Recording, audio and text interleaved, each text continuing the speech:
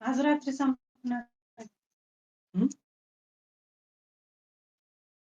आज रात्री 12ला संपणार.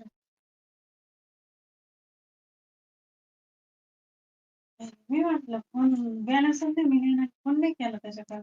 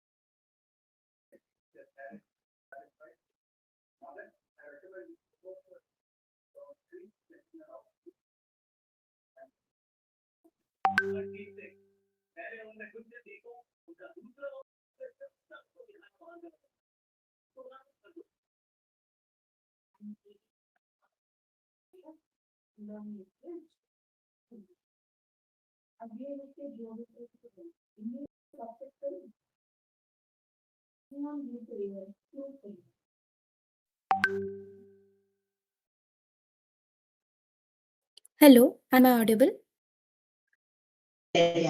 Yes.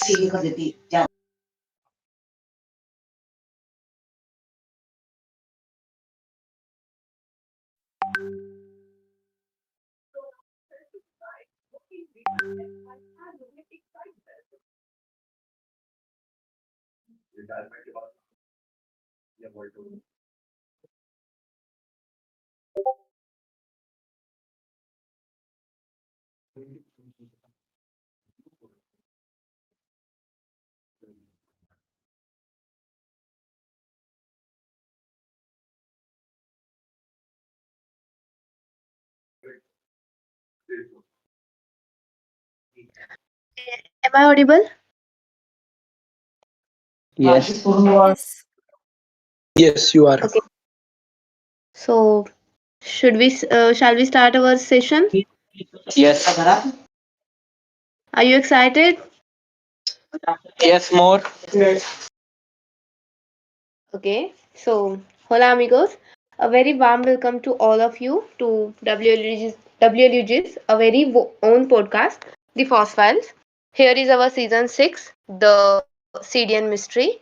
I'm your host, Ragini Ambi, welcoming you all to the very first episode of this season.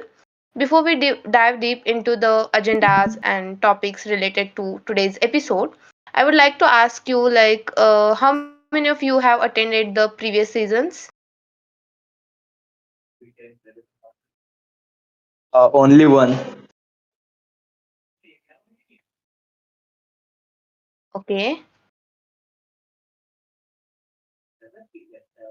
If you don't want to unmute, you can drop the message in chat box too.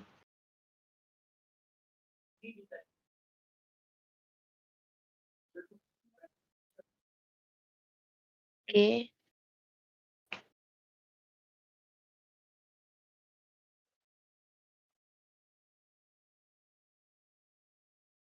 Okay. So those who have joined the previous seasons, can you name it? Like, can you recall the names of those seasons?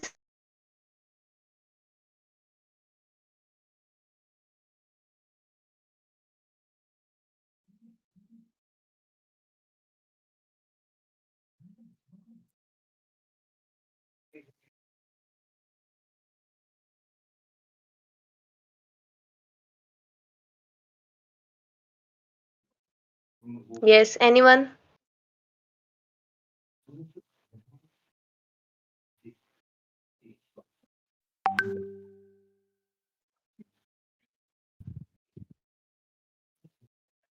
Okay. So how many of you are new to this podcast?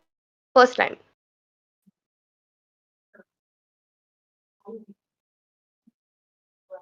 Linux users group, where we pick one major theme each season and uncover all the concepts, ideas. Okay, so am I audible,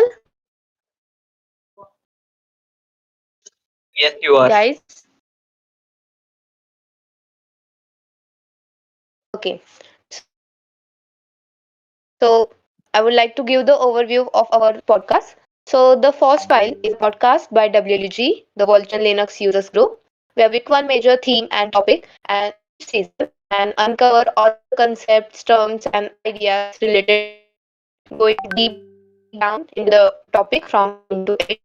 This year, we will be diving into CDN, that is Content Delivery Network. So, let me ask you all a quick question. Does anyone know about CDN, like what CDN is?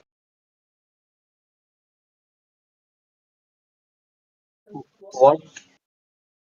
What CDN is? Content Delivery Network.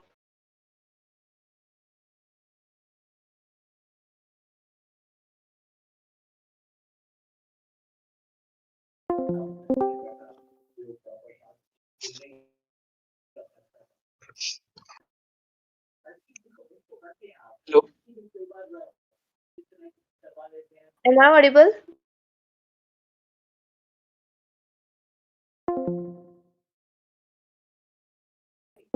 Ma'am, your voice is breaking sometime. Now,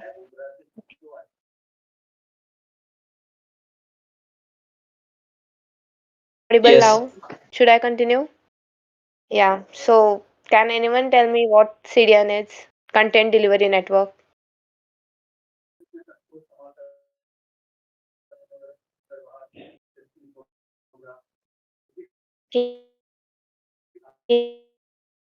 Start typing.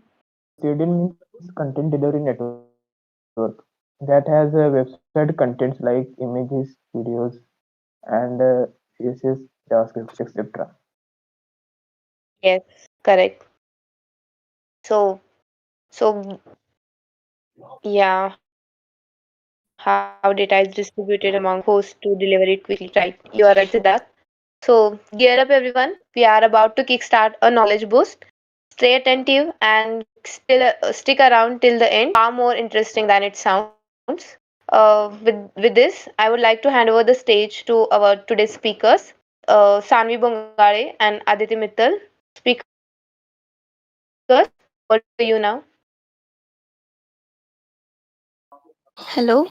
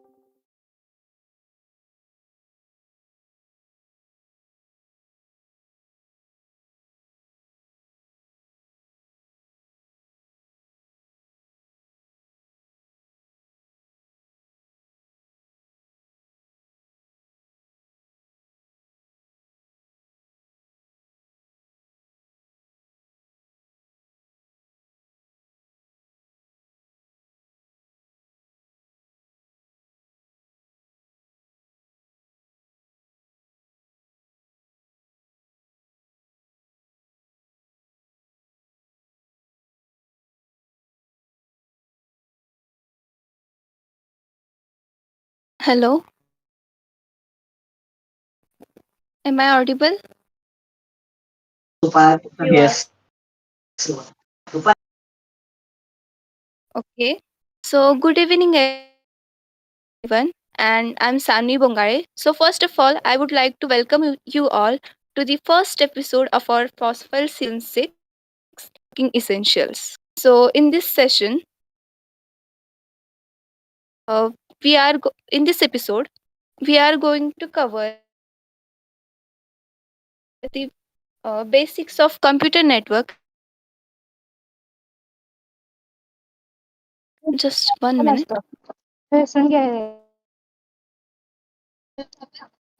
झालं की live पण आहे युट्यूबची.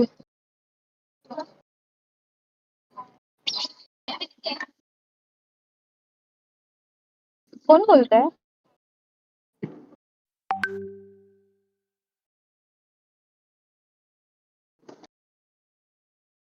Can I join on YouTube? Your your voice is broken.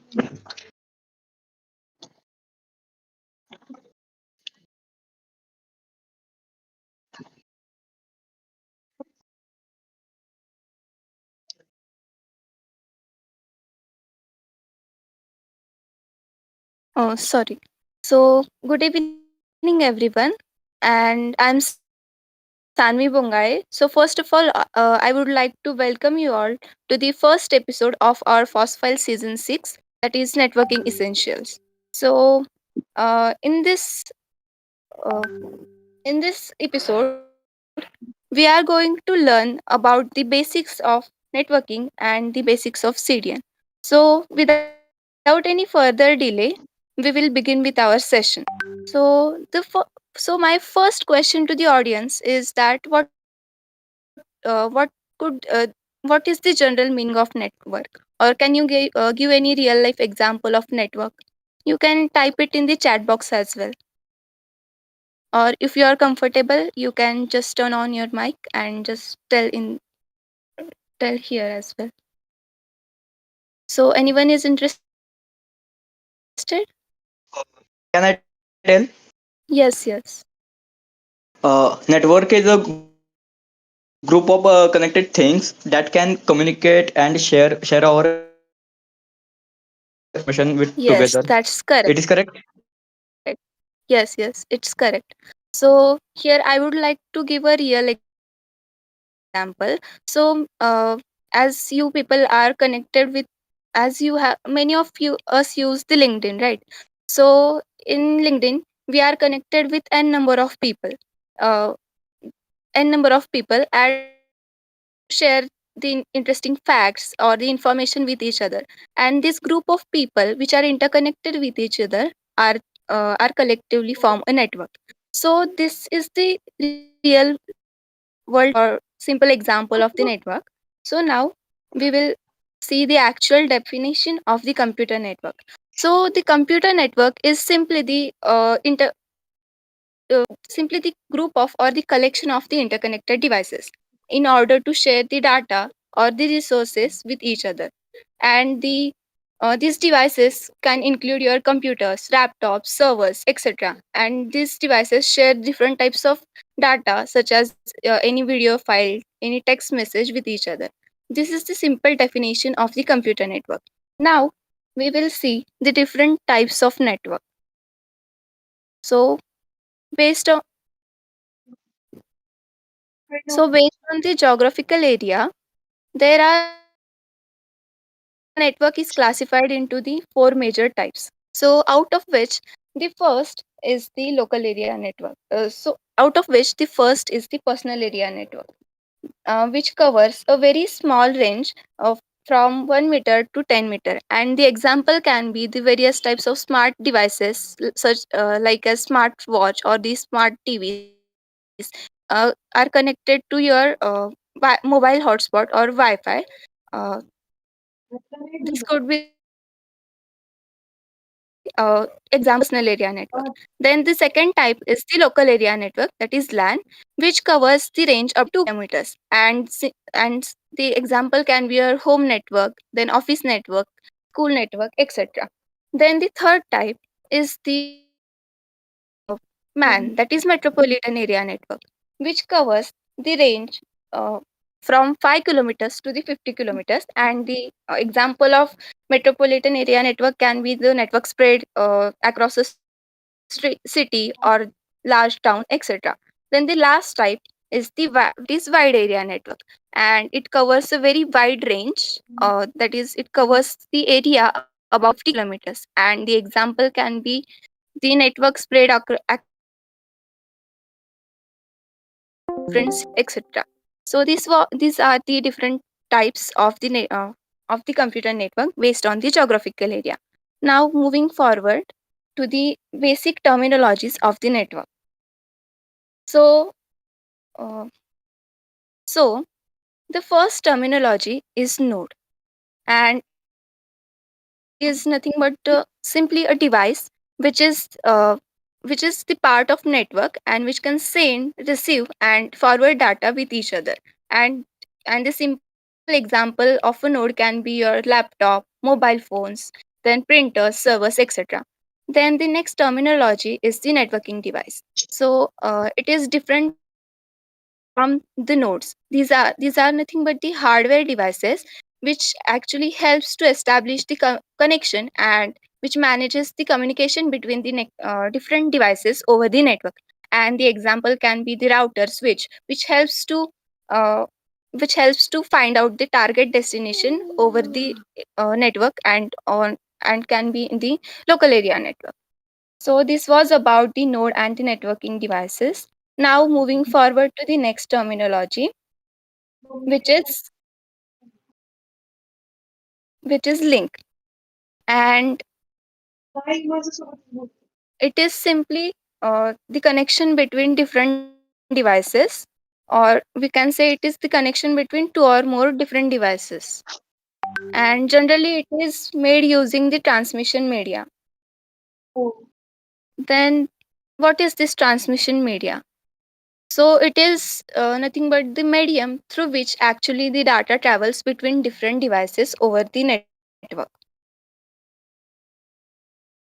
And this particular transmission media is classified into two types, that is wired media and the wireless media. And the example of wired media can be your Ethernet cables, uh, which use the electrical or the analog signals during hello.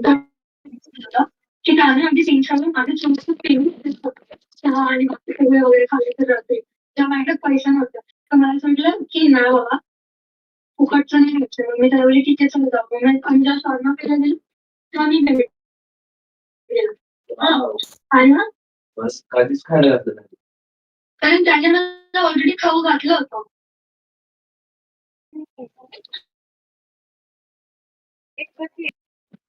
तर मग त्याच्यानंतर मग मी घरी निघून गेले ना सातारला. देणार ना मग त्याला. Background तुझ्या म्हणजे ते is on. हा, ठीक आहे. त्यांना त्यांना मी घरी निघून गेले नसतं त्यांना सांगितलं मी त्याला सांगितलं असतं की उद्या सांगेल. तर तो बोलला ठीक आहे. Please, आणि please mug can me Please you turn mute off. them? तर मग तो मला बोलला की अरे मी थांबलो होतो तुझ्यासाठी. आहे पाणी पिन ना.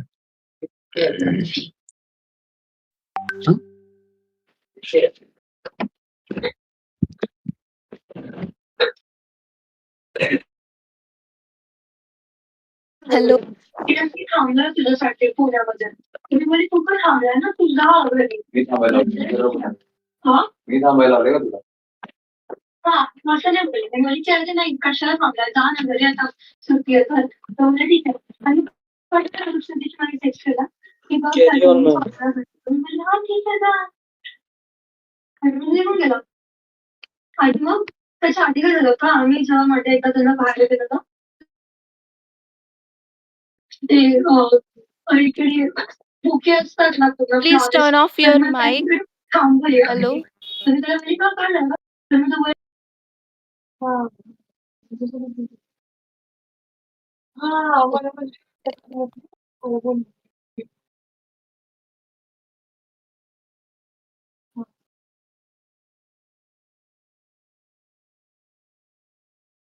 Hello. Am I audible? Yes, you are. Okay. So the next terminology is link.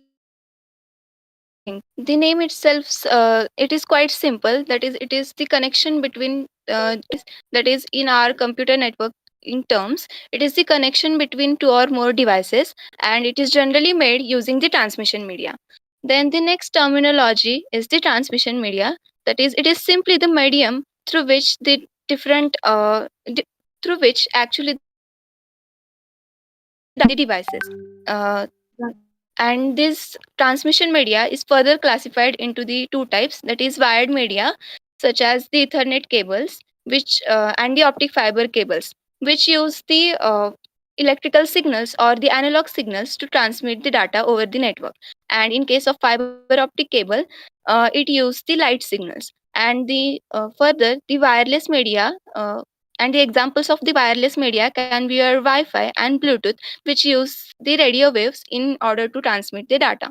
So this is about the link and the transmission media. Now moving forward to the next terminology, which is client and the server. So client is a simply client is simply the device which receives the data from the server, and the server is simply the device which receives the data from the client.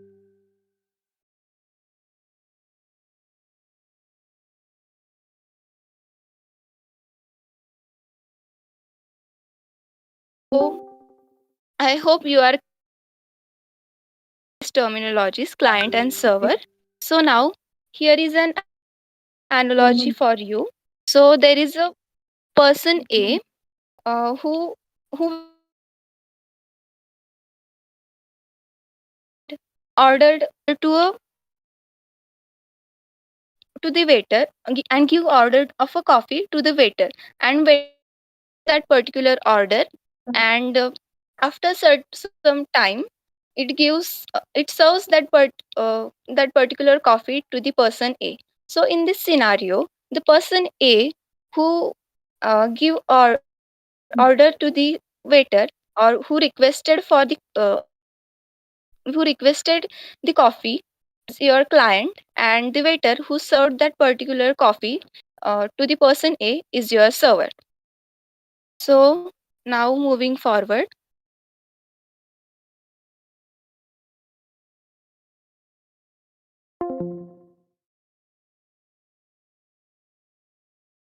can you guess the which is there in the slide?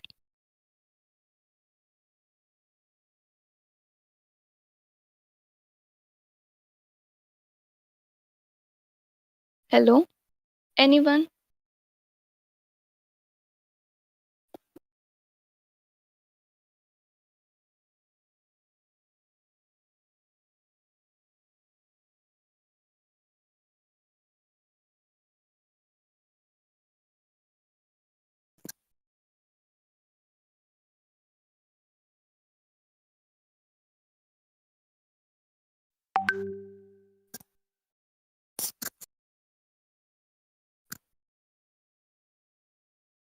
Okay, so I will tell you. This is the IP address. So now we will see the use case of the IP address. So the network and number of devices which are interconnected with each other, right? So suppose you want to find out a specific target device, which is the part of net over the internet, and for finding that particular device, you should require a unique numerical, a unique identifier for to uniquely identify that particular target, right? So here the IP addresses comes into picture. So the IP address is nothing but the unique numerical identifier which is assigned to each of the device, uh, which is the part of network. And further, these IP addresses are classified into two types, that is IPv4, which is Internet Protocol version 4, which is of a 32-bit numerical value.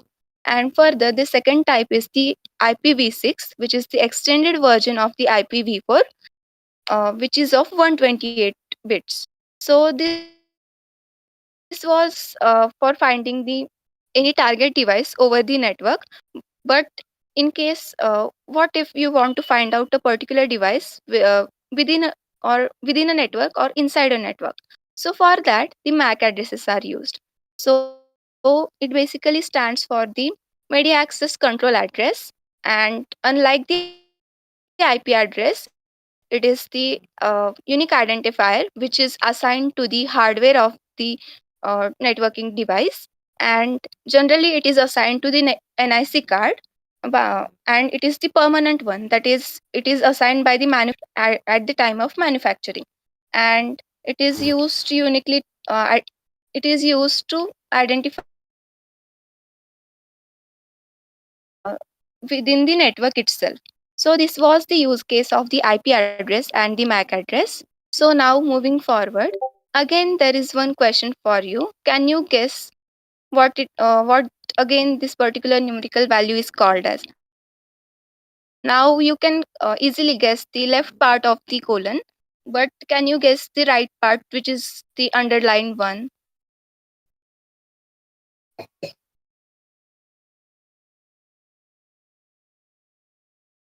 Hello, anyone?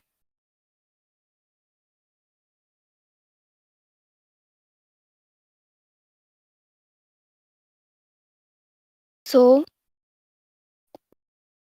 it is the port number 6. As we know that there are on our device we can access various different types of services. It could be a web service or any files, some sort of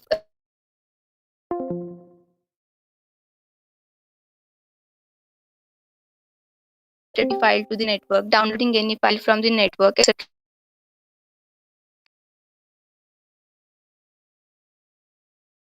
For example, the if you want to access the web services from the internet, the port number 443 is used, which is the default port for the HTTPS protocol.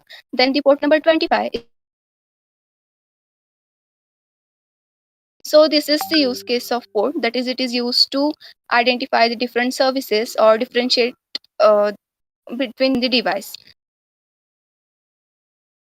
Then the next terminology is the socket address, which is for you. That is, there is a snapshot of a chatting between two people. So person A, uh, ha- so I think you will guess it correctly.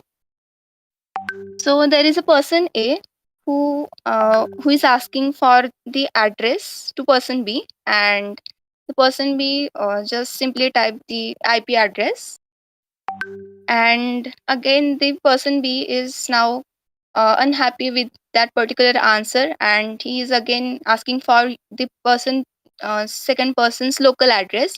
Then again, uh, he person second person typed the local address of his own machine, and further again now the person one is too much frustrated, and again it is asking for the physical address. Now the person B or second person send the MAC address of his own device. So I hope this meme is clear to you. So now moving forward,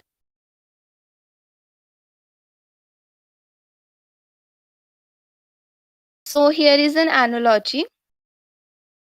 So let's take an example of our college itself, that is WC, which is located in the Sangli, right? So it has its own specific college address, and whenever and inside the college there are n number of departments there are n number of departments and are present, and each department has its own department number.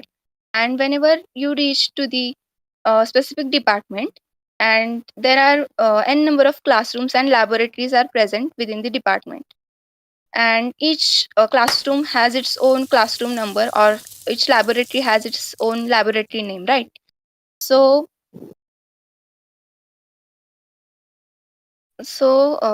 whenever you want to find the college, you use the college address. It is similar to that of finding a particular device with the help of its IP address. So in this case the college address is equivalent to your IP address. Then the second, what if you find out you reach to the college and you want to find out a specific department, then the department number is used. So now it is similar to that of finding a particular device with the help of its MAC address, which is inside the local network or within the LAN. So here the department number is equivalent to the MAC address. And the last, now you have found out this specific or particular device, and you want to access a specific service from that device. So for that you will use the port number, right? So it is similar to that of uh, accessing a particular classroom uh, within that particular department. So classroom number is equivalent to your port number. So I hope this analogy is clear to you. Now moving forward. So now we will see the different types of networking devices.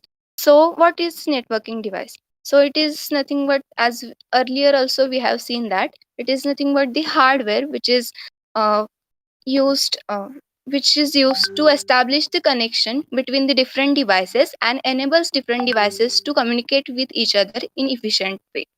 So the functions of network device can be: it is used to establish the connection between different devices. Further, it is used to share or send or receive data between the devices. Further, it is also used to manage the network traffic, uh, such as to avoid the collision during the data transmission. Further, it can also provide the security to the during the data transmission. And the example of this network device can be your switches, routers, firewalls, etc. Now we will see the different networking devices one by one. So first we will see what is switch.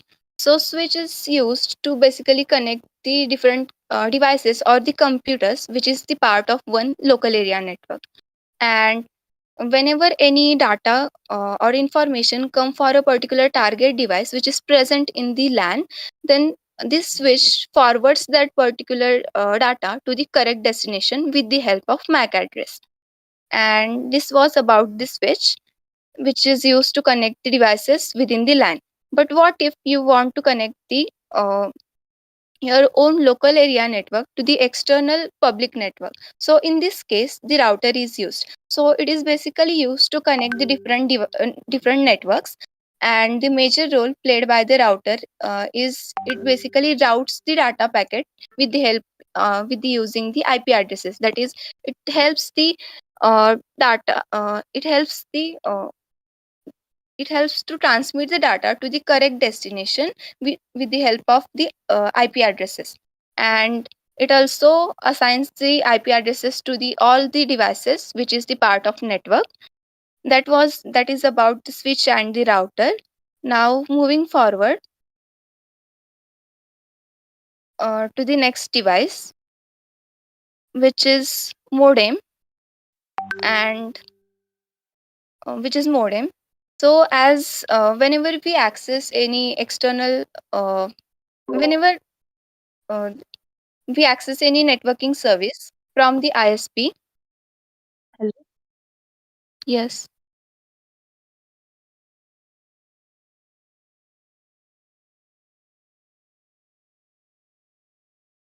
Okay. Okay. Then the next device is the modem. So whenever we access the any uh, any service, internet service from the external network, generally it is sub it is came from the uh, cables or telephone cables or the Ethernet cables, right? So generally it is in the form of electrical or the analog signals.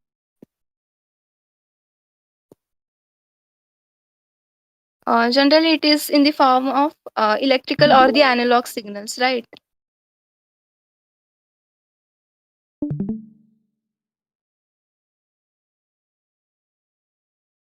Am I audible? Yes. Okay. So whenever we access the different network services from the ISPs, generally it is came from the transmission medium of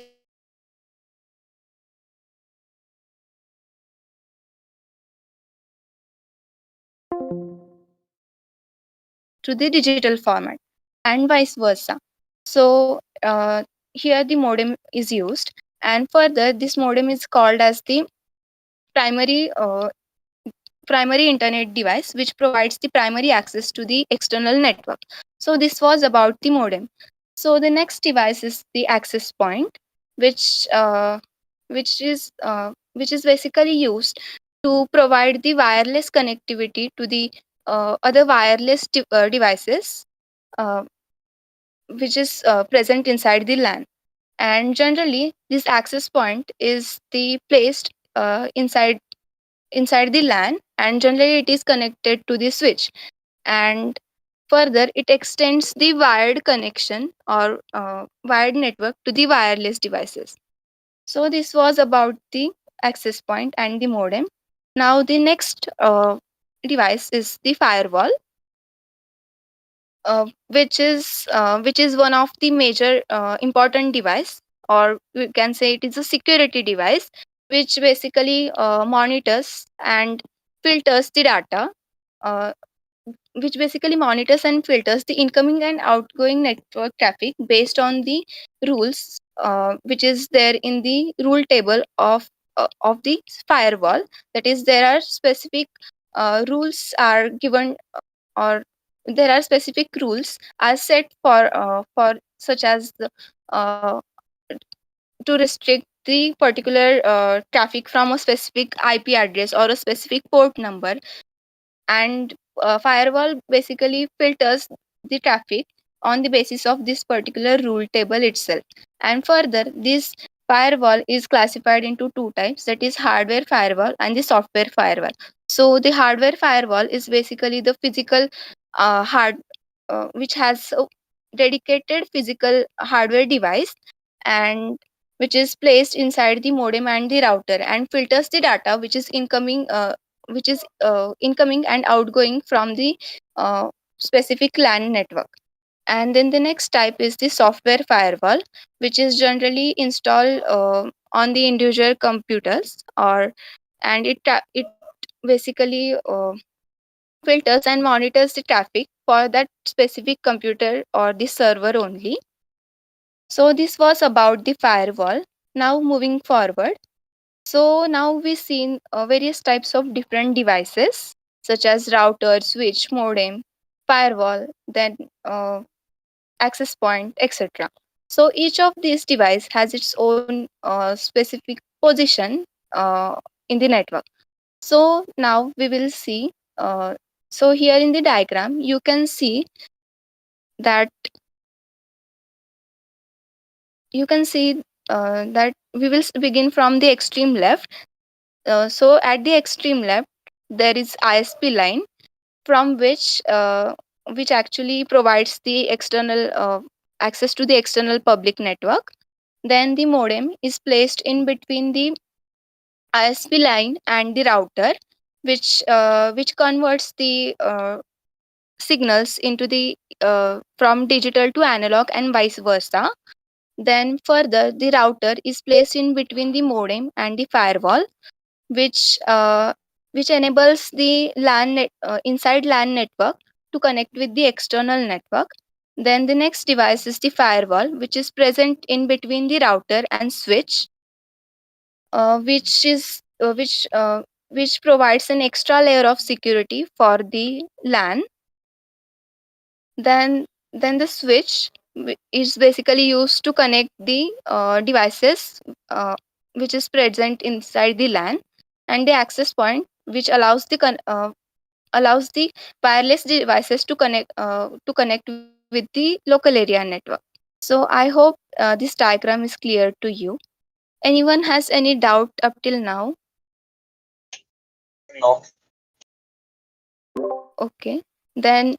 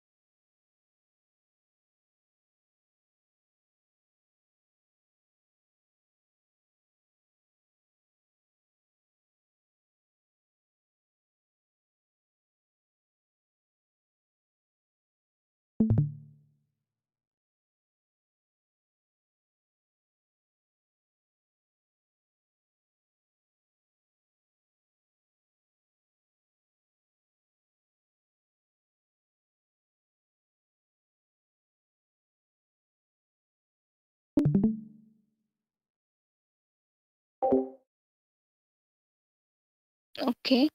So now moving forward to the next point, that is protocols. So let's take an example uh, of our college campus itself. So the particular college has its own rules and guidelines, which is applicable for each of the person which is the part of campus, right? So here these rules or the guidelines are nothing but the protocols. So this was the general example of the protocol, but what actually the protocol means in terms of computer networks. So it is quite simple. That is, these are the set of rules uh, which are uh, which are assigned to the each of the different devices which are the part of network in order to communicate with each other. And further, these rules helps these different devices to communicate with each other and to share or to exchange the data with each other. And further, it also decides in which format the data should be sent over the internet, or in which format the data should be received. Further, to it helps in the reliable communication between these different devices. And the example of the protocols can be the HTTP, HTTPS, then TCP, UDP, etc. Now we will see the different types of we will now moving forward to the next point. So as we seen, there are n number of different devices such as switch, router, modem, etc. are connected with each other over the network, right? So each of these device use uh, different So each of these device use different type of protocols, and in order to establish the communication between these particular devices, uh, this different protocol has to be organized into the some particular standard manner. So in for that, the frameworks are used. So basically, the frameworks are nothing but the structured organization of the different protocols, so that the different networking devices can communicate with each other in the uh, reliable manner. So the first framework is the OSI model, that is open. So the first framework is the OSI model, that is open system interconnection. It is nothing but the one theoretical model which explains how actually the network works. That is how actually the data is transferred over the internet, and how the different devices communicate with each other, etc. So basically, the OSI model has the 7 different layers, and it basically standardizes how actually the different devices communicate.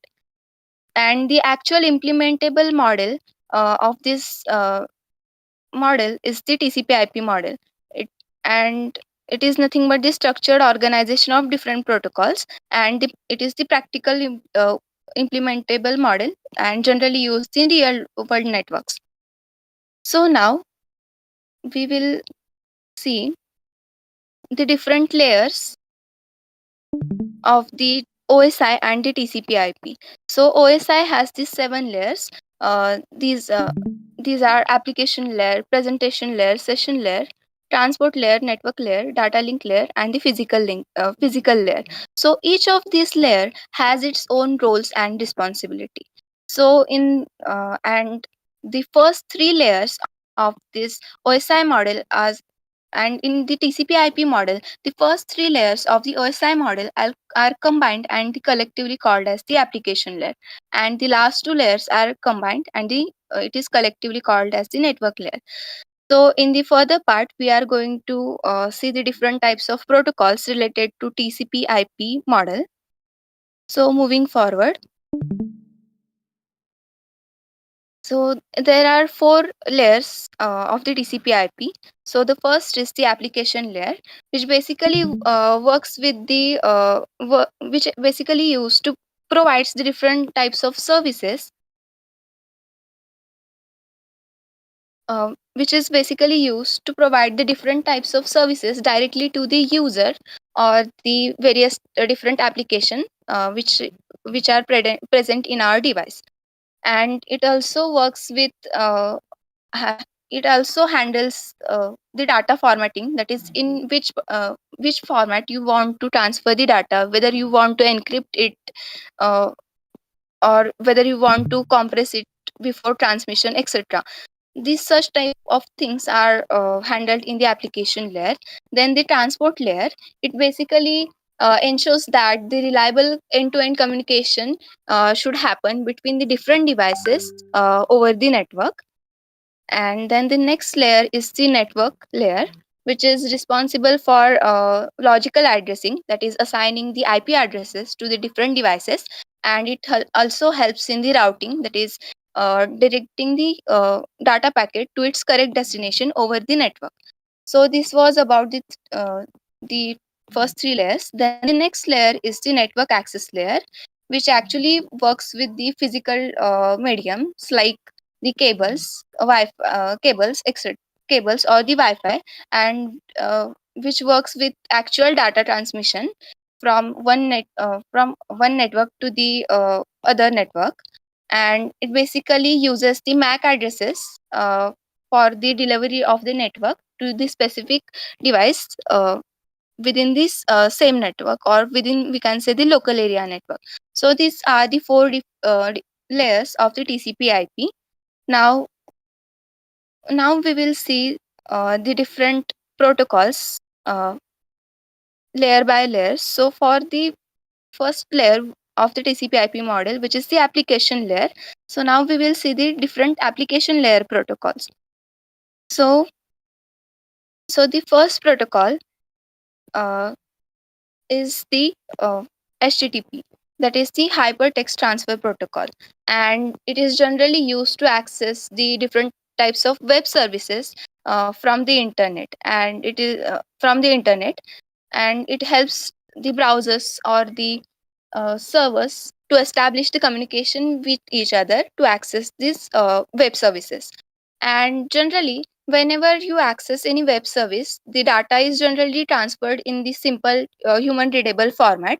So, due to which it is whenever any unauthorized access happens, that particular unauthorized person can easily read your data, or so due to which this particular http protocol is quite less secure, or we can say the vulnerable. And then the default port which is used for this http protocol is the port number 80, that is you access this particular services on the by default on the port number 80. So then the next protocol is the HTTPS. It is simply the secure version of the HTTP protocol. That is, during the data transmission or accessing the web services through the HTTPS protocol, it generally encrypts the data during the transmission. So due to which it prevents from the unauthorized. It prevents the unauthorized user to easily read or guess the data which is transmitted. And the port number used by the HTTP is the port number 443. Now, this was all about the HTTP and HTTPS. Now, moving forward to the next protocol, which is SSH. So, it basically stands for the Secure Shell Protocol. So, suppose and this is basically used to remotely log in into the any to do the remote logins. That is, you want to access a particular computer from your own local computer, which is uh, from the remote computer which is far from you, or which is located far from you. So in this case, this secure shell protocol is used for securely logging into that particular remote computer. So the example of the SSH can be, or we can say the use cases of the SSH can be transferring your file securely from your device to the other device, which is located far from you. Then you also run various types of commands from your own device to the remote one. And further, it helps you to log into the servers which are which are located remote, or which are at far distance from you. So this was about the SSH. Then the next protocol is the DNS, that is domain name system. So whenever you want to access a particular website, like you want to access the google.com, so you simply type it's google.com into the search bar, and it redirects you to that particular website, or it provides that particular service to you, right? So as we seen, the IP addresses are used to as we seen that the use case of the socket address. So socket address is simply your IP address plus port number, right? So the IP address is used to identify a specific or server and you server, right? So if you want to access a particular service, like you want to access a google.com, so instead of that particular where actually one okay so if you want to access the google.com, so the website is generally hosted in this server, right? So that server has its own IP address. So uh, so to reach that particular server, you should type the IP address of that server. So instead of instead of typing the IP or remembering the different IP addresses, you can use the domain names. So simply the domain names are nothing but the simple simple identifiers which are mapped to the IP addresses. So whenever you type any domain name, which it simply replaces that domain name with its equivalent IP address. So for that, it uses the DNS protocol. So this is about the SSH and the DNS protocol. So now moving forward, so here is again a meme for you. That is, as we've seen that the firewall is the security device which has its own rule table, and on the basis of that, it filters or prevents the incoming and out filters the incoming and outgoing traffic, right? So, and we just now seen the use case of SSH. It is uh, used to remotely log in to the servers or the computers which is located far from us, right? So here in this meme it is saying that, guys, I have a bad news. That is, this particular person has applied a firewall rule for the port number uh, for the SSH, and now he is not able to accessing, or he is not able to remotely log into the server which is located at 500 kilometer from him. So now he has to go there and simply change the rule manually by going there. So I hope this meme is clear to you. So now moving forward, so now we will see the different protocols at the transport layer. So the first protocol is the TCP, which basically stands for the Transmission Control Protocol. The major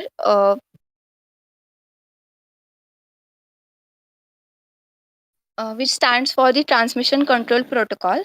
And the major thing here is to remember is that it is the connection oriented.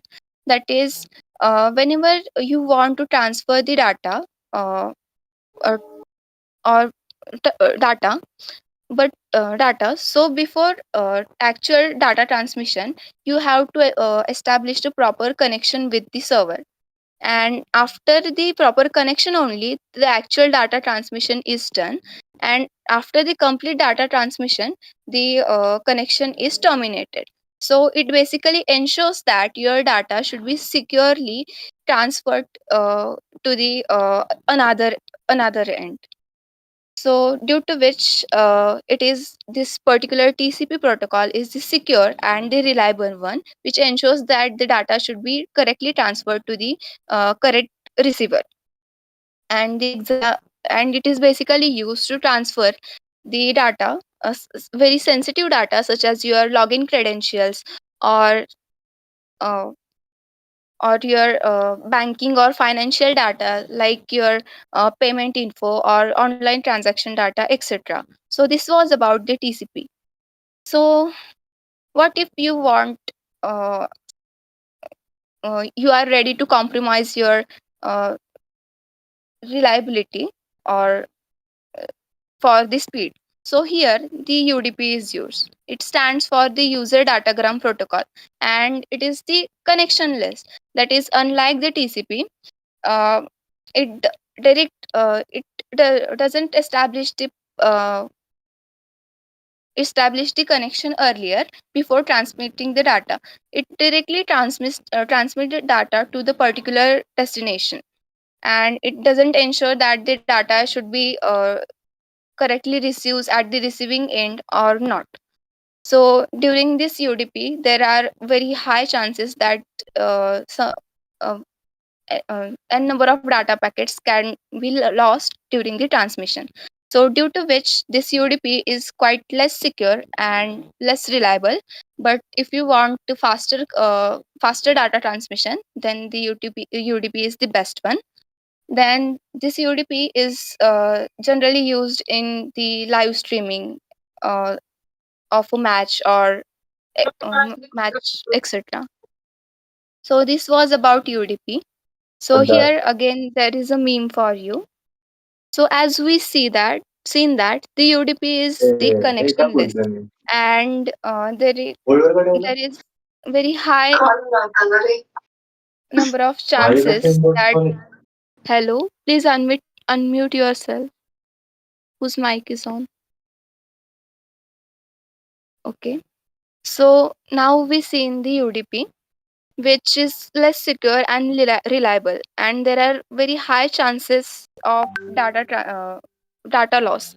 So here is the person who is saying adios, that is, who is saying goodbye to us, that is, it is as it is using the UDP protocol. So I hope this meme is you guessed this particular meme correctly. So now moving forward to the network layer protocols. So for that, we will see the IP, that is Internet Protocol. It is simply the network layer protocol, which has two major types. That is IPv4 uh, and the IPv6. And generally, this IPv6 is the extended version of the IPv4, as we have earlier also seen this. And these IP addresses and this IP protocol is generally used to assign these IP addresses to the device. Sorry, this IP protocol is basically use the IP addresses to identify the different devices over the internet, and further it also helps in routing, that is transmitting the data to the correct destination or to the correct network. And further it also helps in the fragmentation, that is uh, division of data into the small chunks, so that it could be transferred to the other devices over the network. So this was about the all the protocols of the TCP/IP model. So now this till now uh, if anyone has any doubt, just drop it down in the chat box.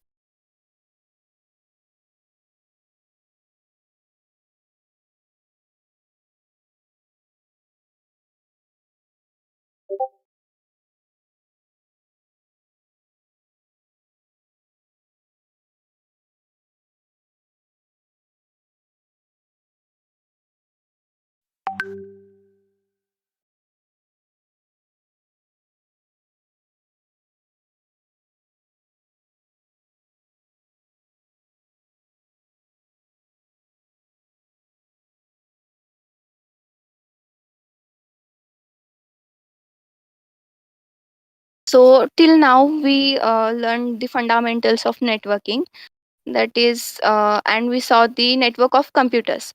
So now it's time to move to the next point, that is how actually the CDN works. So for that I would like to call Aditi to continue further part. Am I audible?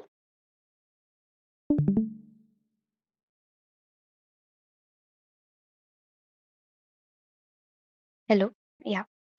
Thank you, Sanvi. Uh, can we switch to the next slide? Thank you. So, before we dive into CDN, let's check your CN memory real quick. So, can you tell me what happens when you type the name of your website in your browser? You can also unmute and give the answer.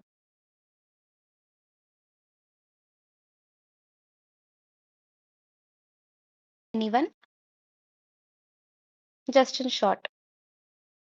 What? Can anyone tell me what happens when you type the name of a website in your browser?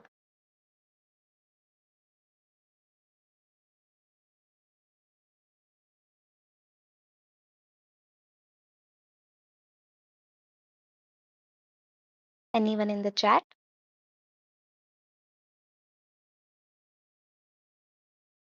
Yes, it checks in local cache first. And if not in the local cache,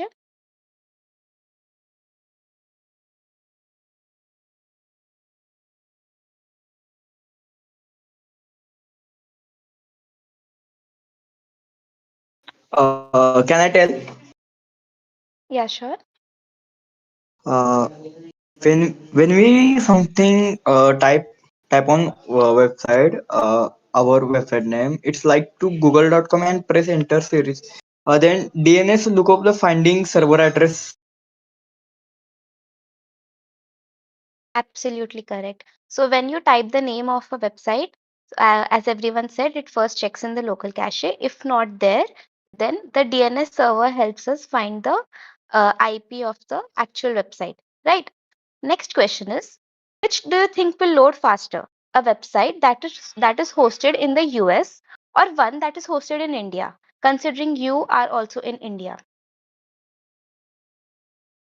India, right? So, what is the basic behind this? That the one that is closer to you, the one hosted closer to you, will have less latency. So, this is exactly what CDN is designed for. Next slide, please.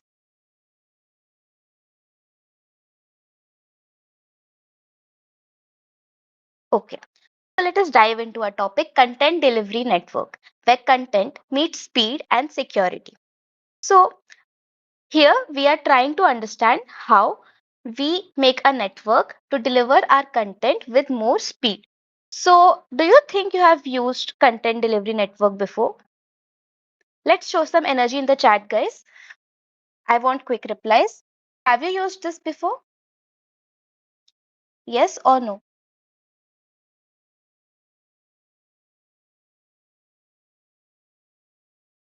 Am I audible?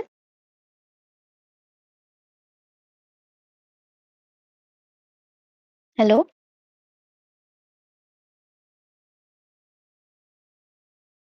Is it CDN, na?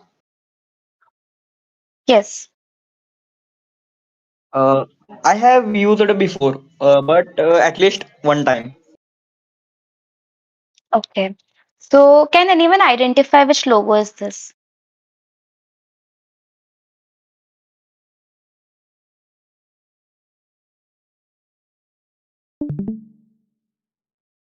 Cloudflare. Exactly. Next slide, please.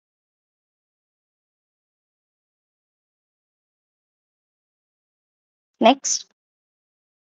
So you might have seen it when you were checking your browser. Next, you might have seen it when a timeout occurred, like error 500 something.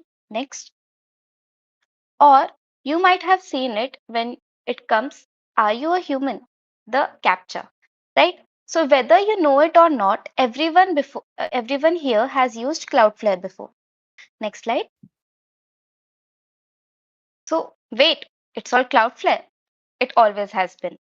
So being aware on or unaware, all of us are a part of, we all have used CDN before. Now let us see what CDN is. Next slide, please. Yeah. So a CDN is a globally distributed network of servers that deliver the content from the location closest to the user. Now let us try to understand this with the help of an analogy first. Next slide. So it's Christmas bash. So our little Tuxie decided to host a Christmas party and he will have Christmas Secret Santa. So next slide. For that, he needs to buy gifts for his friends, right? So next slide. He decides that he will purchase the gifts from Amazon. However, the warehouse is in Kolhapur and he is in Vishrambag. So it takes like 2 to 3 days for the gifts to arrive. By then, the Christmas party is already over and Tuxie is very angry. So he thinks of another way. Next slide. He decides that he will order those gifts on Blinkit. And voila, within 10 to 15 minutes, he gets his gifts. Isn't that a miracle? How does this miracle happen? So instead of shipping the gift directly from Kolhapur, Blinkit has its dark stores in each of the cities such as Vishrambag, Miraj, and Karad. And whichever dark store will be closest to him geographically will serve his requests. Right? CDN works quite similarly. Next, right? So yeah, he gets his gifts on time and he's happy. Next slide. Okay. But Aditi, we are developers. So tell us something in the technical terms. Next slide. Yeah. So let us assume that you have a startup and you have hosted a website in a server located in Bangalore. Next slide. And now 3 users from Bangalore, Delhi, and Singapore are trying to access your website. what do you think would be the difference between the performance or the experience all these three users have?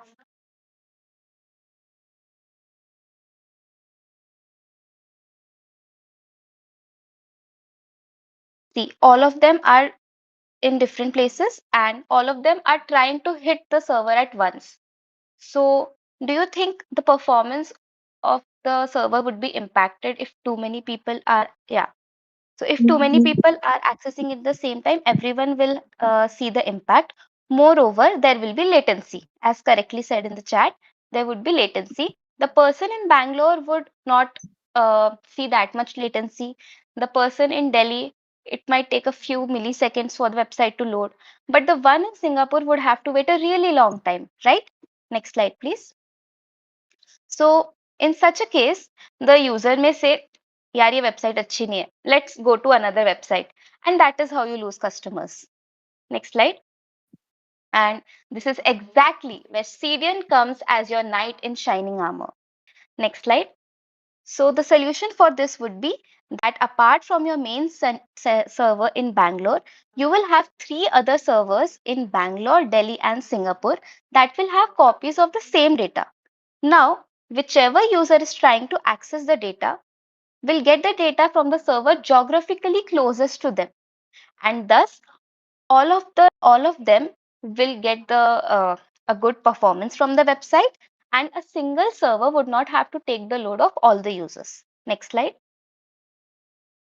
So all of them are happy. This improves customer satisfaction. Now, this is the basic diagram of how a content delivery network looks like. The red then shows the origin center, that is the main server, that is the Kolhapur warehouse in the first example, and the Bangalore server in the second example.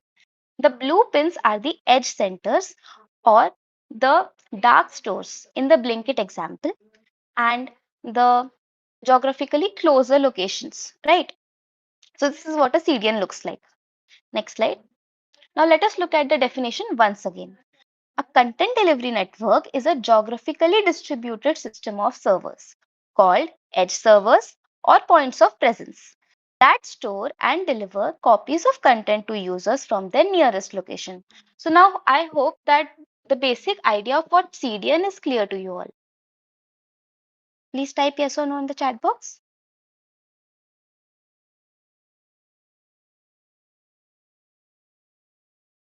Okay, cool. Next slide.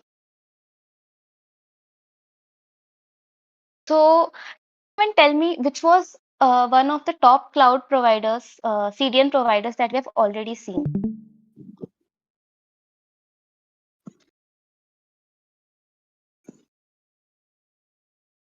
Cloudflare, right? So here are some other CDN providers. Can anyone guess the cloud CDN provider that's in the first logo? The arrow.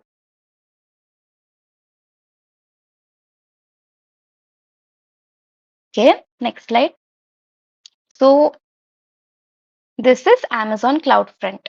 So the top CDN providers are Cloudflare, Amazon CloudFront, Akamai, and Fastly. Let's see the next slide. Now, who uses CDN? So almost everyone uses CDN. Let it be e-commerce websites such as Amazon, Shopify, eBay. Let it be the video streaming websites such as Netflix or YouTube. Let it be the gaming servers such as Minecraft, or even the news channels who need to give real-time updates fast to everyone like BBC, or the one we all know, Google, right? But next slide. Do you think ChatGPT uses CDN?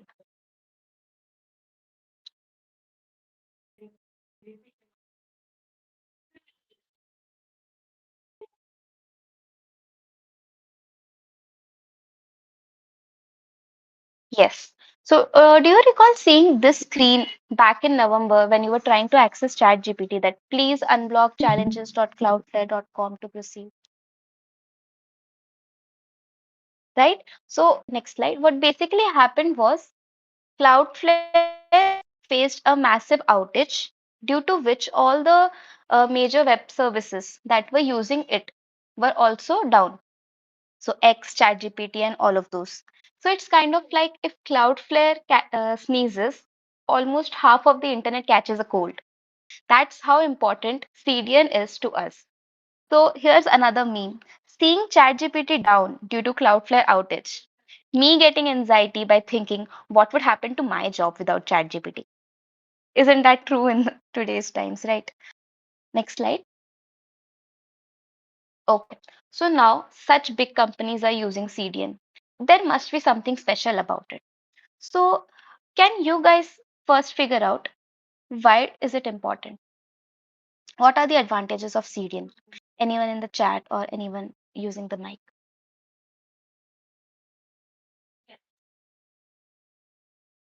Yes, faster delivery.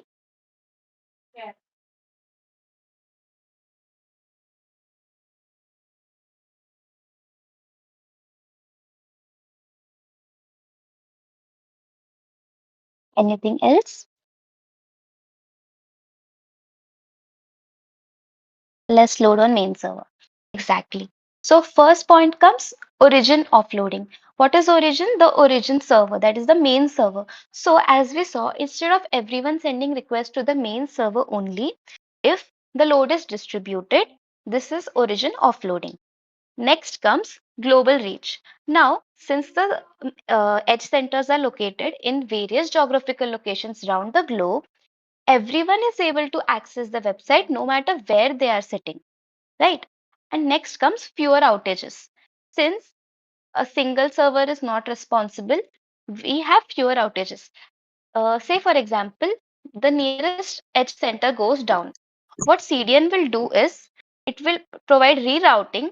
It will reroute my request to the next nearest uh, edge center so that I still get the website even if one center is down.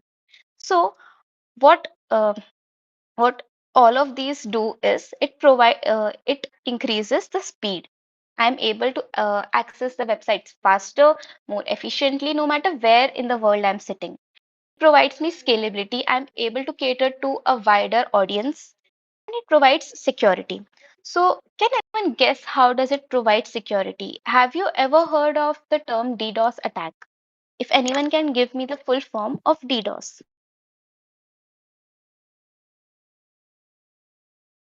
Denial of service. Exactly. So it is distributed denial of service.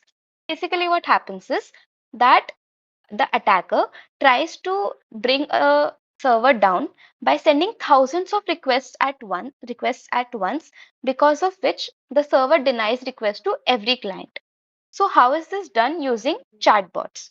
So how does CDN provide security against this? It can uh, it provides firewall first of all. Next, it detects whether it is a chatbot, whether it is a bot.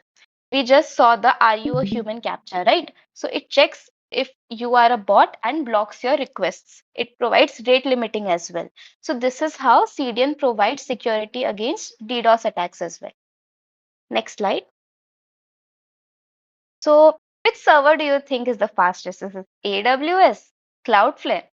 I think it's localhost. What do you guys think?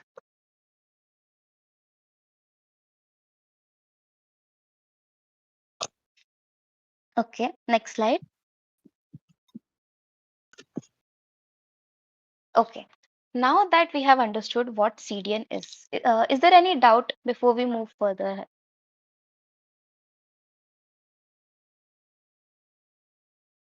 Has everyone understood what basically CDN is used for?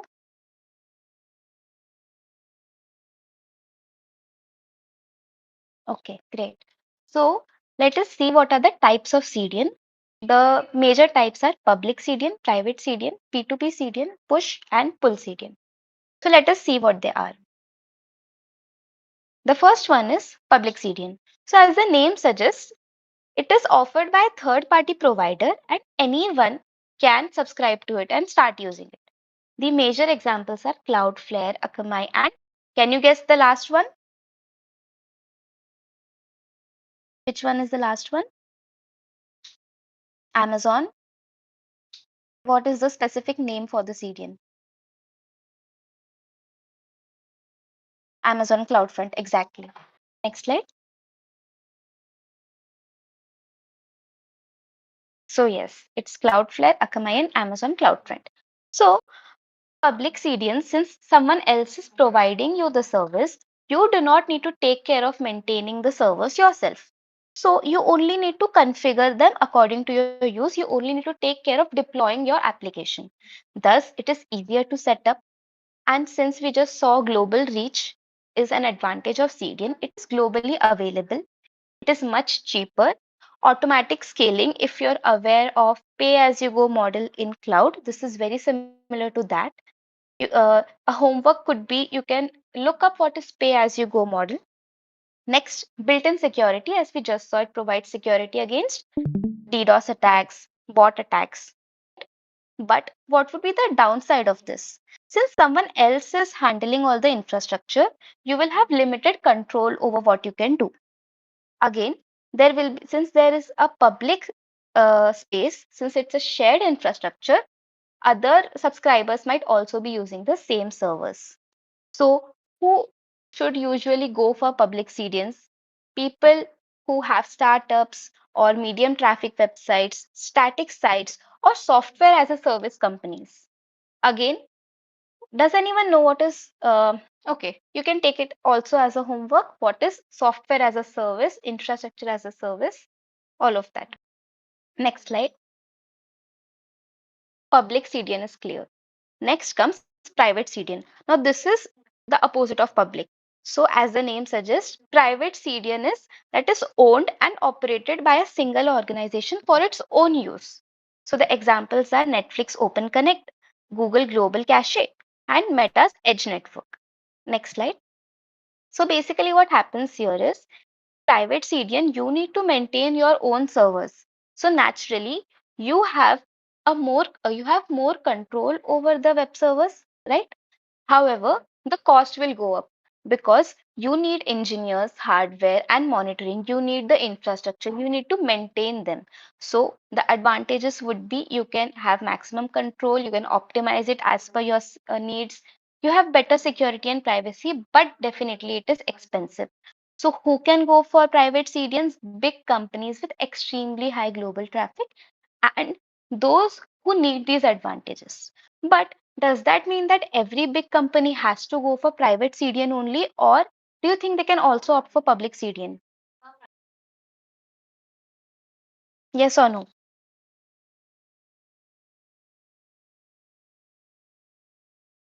Yes. So, which was the example we just saw? ChatGPT, right? ChatGPT being such a big firm with high global traffic still goes for public CDN Cloudflare. So it depends on whether you are willing to manage the servers as well or whether you're willing to focus solely on your application. So it can choose either public or private. Okay, let's go to the next slide. The next type of CDN is P2P. Now P2P stands for peer to peer. Now this one is a little different.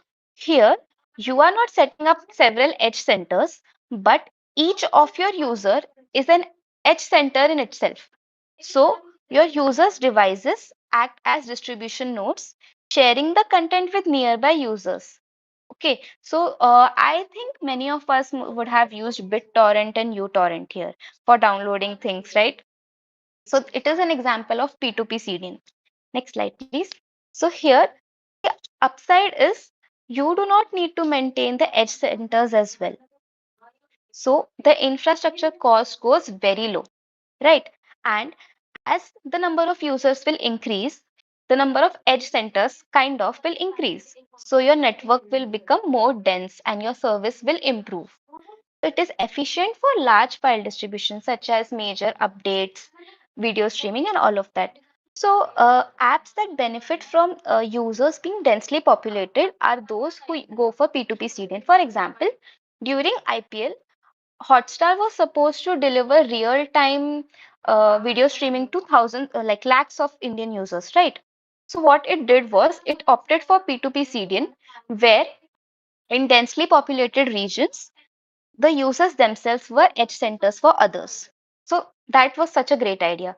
Similarly, Microsoft also used it once to spread to uh, deploy the major changes, like major updates in the Microsoft operating system. So this is how P2P CDN was used. However, its downside would be that in low density user regions, it would be slower. Say India versus Pakistan cricket match is going on, and you are trying to watch it in USA. So there is a chance that there may not be as many edge centers, so it would be slower there. And privacy and security concerns because each user is an edge center. Next comes dependent on user upload bandwidth. Each of the edge center, that is the user, also have their own bandwidth, right? So it depends on that. Now, a fun fact here is you can choose whether you want to serve as a P2P node or not. You can turn that off in torrent if you want to. Okay, next slide. Next comes push CDN. So basically, how do you think the edge centers get the data from the origin center? There are two ways. Either you copy all the data that is present in the origin center to the edge center, or you do it on demand, that when a user asks for the data the first time, the edge center will check, do I have it in my cache? Not, I will pull it from the origin center first and then I will give it to my users. And the next time someone asks me for the same request, I will have it in my cache. So these are the two ways. Push CDN goes for the first one. In push CDN, the website owner manually uploads or pushes the content to the edge servers even before the users have requested it. The examples are Akamai Push Zones and Rackspace CDN. Next slide. So basically, in this, the website owner needs to decide what data is more in demand, right? Contents which is static, predictable, and high volume. Usually seen to use push CDN. So content is always ready on the CDN. No initial slow request. Whether you demand for it or not, it is always present. And thus, it is good for predictable download heavy traffic. So if you know in advance that this is a download which everyone is going to need, you will push it on the push CDN. And it is very stable thereby. However, since all of this is done manually, it requires manual sync or automation. Say, for example, that I have made some changes in the database now. However, the edge center still carries the old data. So there could be information, the database will lose its integrity, right? So it needs manual sync or automation. Next, higher storage usage. It may happen that you have pushed, say, some videos on your edge center, but say you have pushed the videos of a Canadian YouTuber on the Indian Edge Center. Now, the Indian Edge Center's users might not necessarily watch that YouTuber. So it may happen that it's just using up storage, but no one ever asks for it, right? So that is a downside. Next comes risk of outdated files if not uploaded timely. We just discussed this, that database will lose its integrity. Next slide. The second approach that we discussed is pull CDN. So in pull CDN, it will automatically fetch the content from the origin server the first time a user requests for it, and it stores it on the edge server. And in future, if anyone asks for the same request, then the cached copy will serve, right? So the examples for this are Cloudflare, Fastly, and AWS CloudFront. Next slide. So here we will use the websites that frequently change the content will need pull CDN, right? For static, we had push CDN. For dynamic, we will have pull CDN. So obviously, my first request will be slow, which is usually cache miss, right? You might have studied about cache miss and cache hit. If not, you can learn more about it. Next, cache invalidation needs tuning, right? Next, can cause inconsistent content if not configured properly. So that is a downside. However, the upside would be automatic caching, that whenever a user requests, automatically it is pulled from the origin server. It is very easy to configure. It saves origin bandwidth, as we studied in push CDN, that some storage might go into vain if it's never used. However, here it saves the origin bandwidth. Only the data that is actually needed by the users will be pulled from the origin. And it works great for dynamic content, as we just discussed. Okay, next slide. So that was about the types of CDN. Can someone quickly summarize for me the five types of CDNs that we just discussed? You can unmute yourself.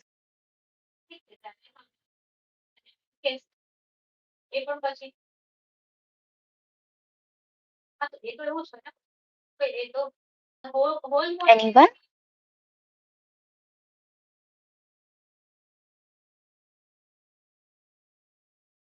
Or you can all just explain one. Yeah, public, private, P2P, push and pull. Right. So public one available for all. You don't need to maintain anything and it is cost effective. Private, you need to maintain your own servers. It will provide you with more customization, more privacy, more security, but the cost goes up. P2P, peer to peer, torrent, where each device acts as a mini server. Push, where you need to manually push all the content and it is preferred for static content. Pull, where it is preferred for dynamic content. Whenever the user first requests for it, it will be pulled from the origin center. Okay, so let us check your knowledge now. Next slide. Now, can anyone tell me which CDN type automatically fetches content on the first request? Pull CDN. Exactly. Next slide. And which CDN type uses user devices as mini servers? P2P. And what is the full form of P2P? Peer to peer. Perfect. Next slide. What happens if a CDN node fails?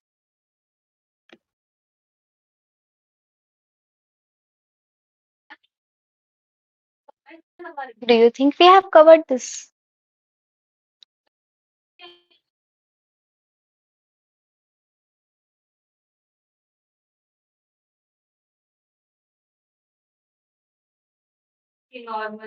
Cache miss. Okay. The node has failed completely.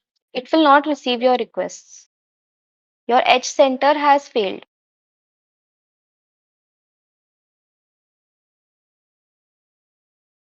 Yes, other centers. So rerouting. If the nearest edge center goes down, CDN will make sure to reroute your request to the next nearest geographical edge center. Right? So latency would be a little high, but not as much as a network without CDNs at all. Right? Is that understood? So the answer is rerouting. Yes, that's why CDNs are fault tolerant. Okay, next slide. Now, which of the following are provided by CDNs? This is a multiple correct MCQ, so you can choose all that apply. DDoS mitigation, bot detection and filtering, web application firewall, encrypting passwords stored in the database, or faster loading and scalability.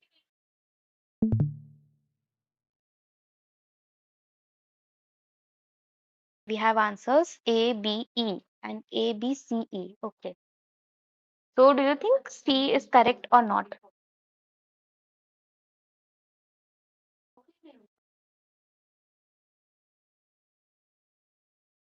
Others, let's see some energy in the chat.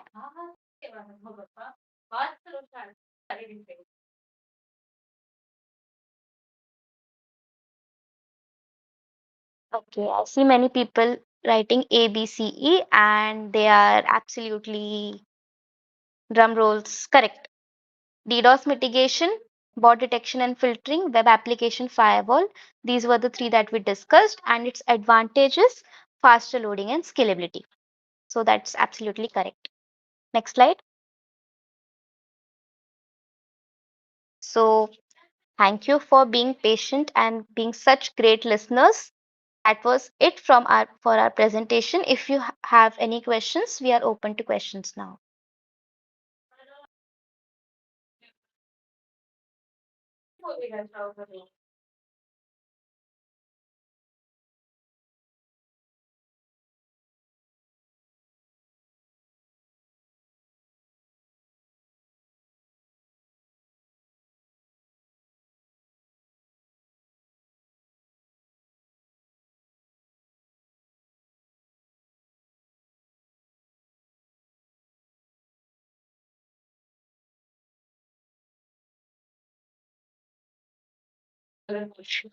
Aniket, in web application firewall, basically, CDN provides, as I said, CDN provides a firewall where it checks whether the requests that are coming from the clients authentic or not, whether they are bots or whether they have a malicious intent. So, web application firewall is applied there to block the unauthorized and malicious requests.